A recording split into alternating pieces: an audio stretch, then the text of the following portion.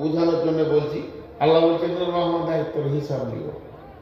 হিসাব শুরু হলো, আজকের ডেটের হিসাবটাই লিখছে 17 ফেব্রুয়ারি 2024।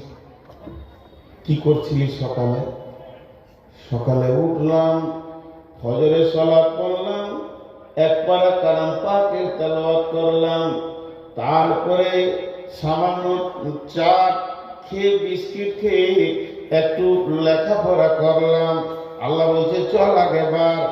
এরপরে একটু মাঠের দিকে গেলাম, মসজিদে কাজ চলছে দেখলাম, দেখতে গিয়ে জোহরের আজান হয়ে গেল। আল্লাহ বলছে চল আগেবার।